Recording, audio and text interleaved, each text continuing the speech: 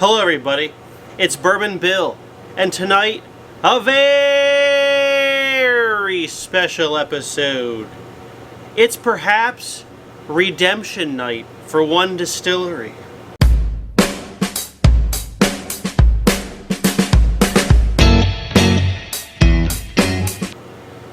That's right, we're here with Penelope Distillery and a chance at redemption. So if you have not watched my previous video, I will link it above. I did a review of the Penelope Architect, and let's say it wasn't positive. I felt there's a lot of youth notes in it, and for the price, it was a terrible value, and that there was a lot of other better things out there. So that was kind of my opinion. You can agree or disagree to it. But I must say, Penelope actually reached out to me. Great customer service. Actually, you know, they said they felt bad that I didn't like the bourbon, and could they send me some samples? Perhaps I would like one of their other offerings. So I must say I didn't like the Architect series, and I did not like my store pick that I had of theirs previously. But great customer service and great people. So we can always support that, even if the stuff I've had before wasn't that great. So they did send me 4 samples, which I'm going to review for you tonight. And these are kind of the latest and greatest, pretty much. So we're also going to be giving my thoughts on those as well. So we're going to do these in order of, you know, low proof to high proof. So, you know, bear with me there. So first up is the Penelope Rosé cask finish. That's right. I believe Penelope is the only distillery finishing bourbon in rosé wine. And I believe this is a French rosé wine. The age on this bourbon is 4 to 5 years old. And then I'm not sure how long their finishing is on it, but it comes in at 94 proof. Compute 47.5% alcohol by volume. So I've never had a rosé cask finish bourbon before, so now, I did pour a sample for a buddy out of these. That's why there's some air in them. They didn't short me on the samples. We got the rosé here in the blue. Let's give it a nosing.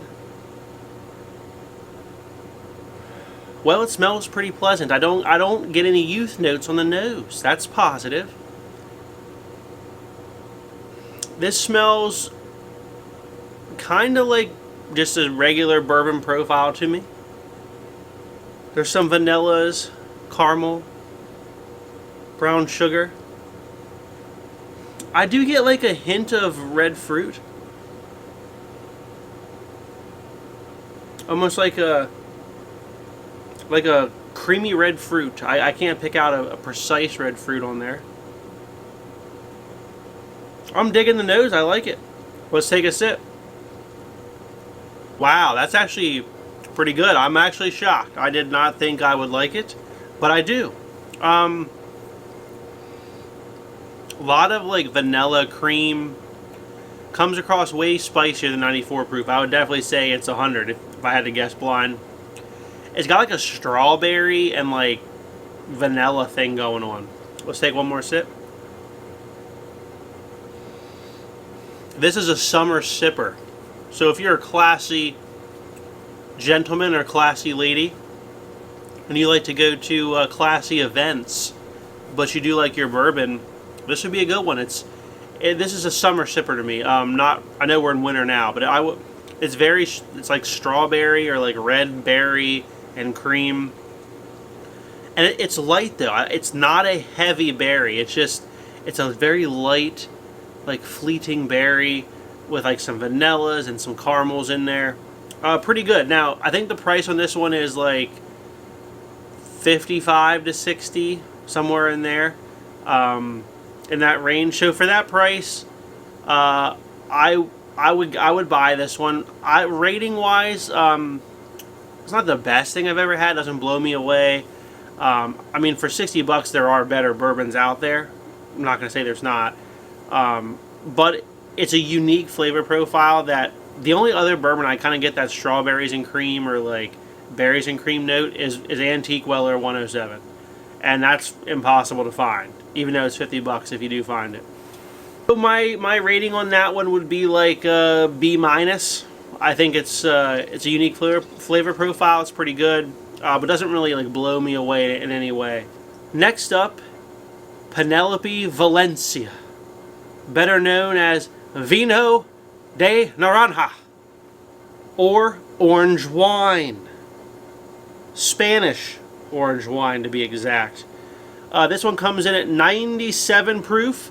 Compute 48.5% alcohol by volume. So just slightly hotter than the rosé casks. Now, they gave this fancy Valencia name, but I know of one other distillery doing Vino de Naranja casks, and that would be Starlight. I've tried to sample that, did not care for it. I don't think I still have that sample anymore. I think I drank it, but I did not care for the Starlight. So my hopes for this, not that high necessarily. Alright, we got the old Valencia here in the gold. Let's give it a nosing. Okay. Very subtle, like orange rind note. I'm not getting like, it's not very orangey, I will say. It's a very subtle orange note in here.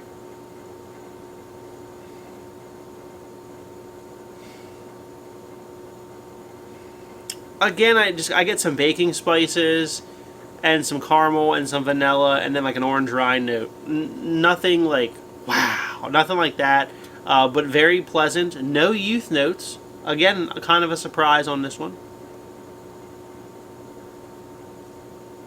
Alright, let's give it a sip. Alright. Now we're getting somewhere. That's all caramel, vanilla, hint of orange rind, and baking spices on that. Drinks about 100, 103 proof. Drinks a little hotter than the 97 that it is. This is pretty good. Now, I think the price on this one is like 70-ish. Somewhere in there, maybe 75. So we're getting up there in price. I think if the price was like $10 or $15 less, it would be a good value. I struggle with the price point, but it is good. It is very good. So I like this one a little bit better than the Rosé Cask. The Rosé Cask kind of a summer sipper. This could also be a summer sipper, but the baking spices could be winter for you. And the orange flavor is better than the Starlight VDN I had. So if you have a Starlight VDN and you kind of like it, but you struggle with it, don't be afraid to go for this Penelope Valencia here. Now, another new release from Penelope. So new, in fact, they didn't have a label for it for the sample bottle. It is the, we're going to butcher this pronunciation, but Tokaji, somewhere in there, cask finish. Coming in at 107 proof. Compute 53.5% alcohol by volume. Now, Tokaji, whatever, however you want to say it, is a Hungarian wine. So again, I don't think this is a common one. I haven't really seen too much of this floating around. Looks a little darker. This is also a rye. So let's state that right now. The other two were bourbons. This is a rye. I believe all these are MGP. Penelope does not distill their own product at all. So it's all from MGP. Again, I know that these two were like 4 to 5 years old. So, you know, kind of youngish, but, you know, not super young. This one is a rye, and it is a 95.5 MGP rye. Finish in this Hungarian wine cask. So I have kind of high hopes for this one. This could be very interesting. I have, because of the darker color, let's face it, I'm a sucker for the darker colored ones. We put it in the black here. Give it a nosing. Oh, now here we've gotten somewhere that I might really enjoy. I forgot to give a grade to the Valencia. I would say the Valencia is like a solid B. I did enjoy it.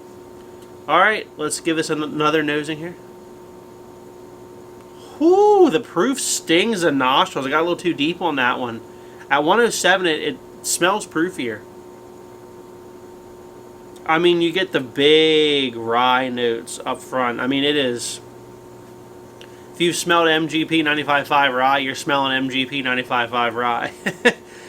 It's got that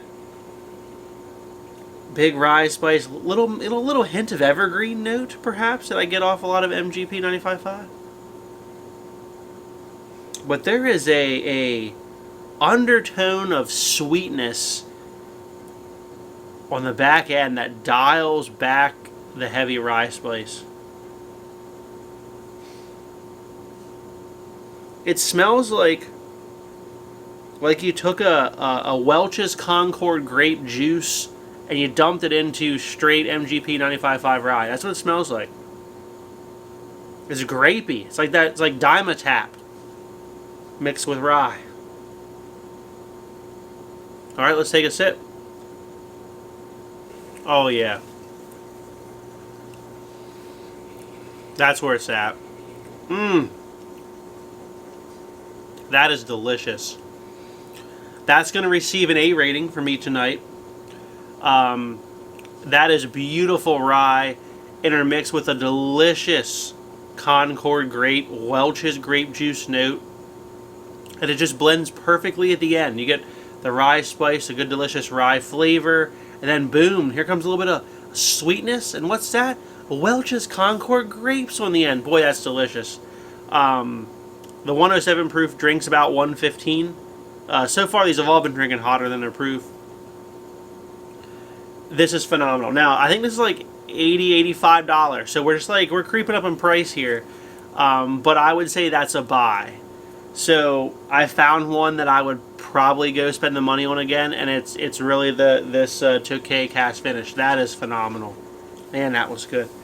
All right, and then last but not least is Penelope Barrel Strength Toasted. Now, a lot of people like this. The store pick I had was a barrel strength, but it was not toasted. So, to be fair, I do like my double oaks, my toasted bourbon, so I have kind of high hopes for this one. Nowhere on here does it say the proof, so I don't know. I know these are generally like 114-ish in that range, somewhere. It's dark, but it's actually no darker than this Tokaji wine finish here.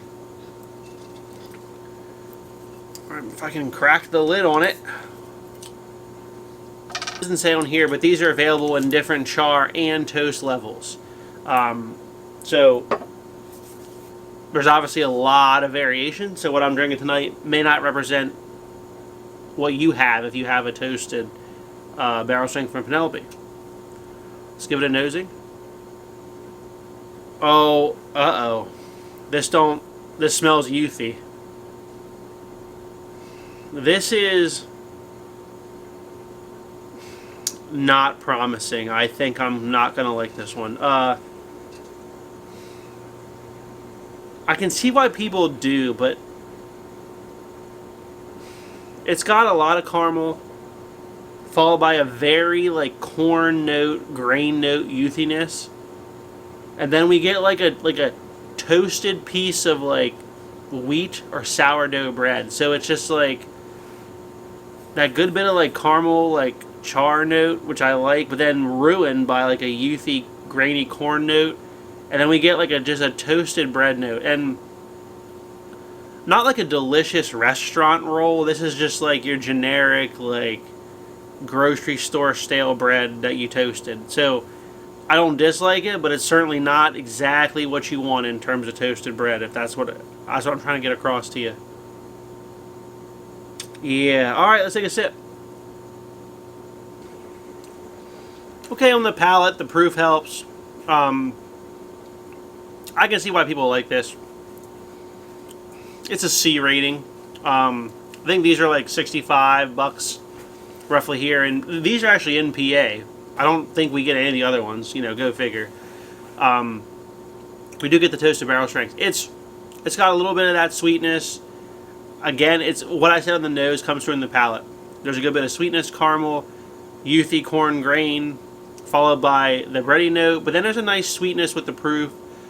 The toasted does help. So this is better than that store pick I had that I did not like. The toasted does help. Now again, they have different toasted levels and different char levels. Since we have no idea what this is, I can't say exactly, but I would say the youthy base of the distillate shines through here, and that did not shine through on anything else on the table. So this is my least favorite. If we're gonna rank them, fourth tonight is the toasted barrel strength. At $65, I would still avoid it. In third place, I'm gonna put the rosé. I did enjoy it, but that isn't my preferred flavor profile. I prefer darker, richer flavors, but that was good. Second place is going to go to the Valencia. That hint and subtle orange rind note was very good. I did quite enjoy that one, but I was very pleasantly surprised by the Tokaji wine finish rye. That was phenomenal. That's the one you should buy. So thank you, Penelope, for sending me these samples. It did turn me around to the whole brand, right? I had 2 bad experiences, which I shared, and kind of turned me off to the brand as a whole. Coming back to it, I see now that I think I think you guys really shine in the wine finishes.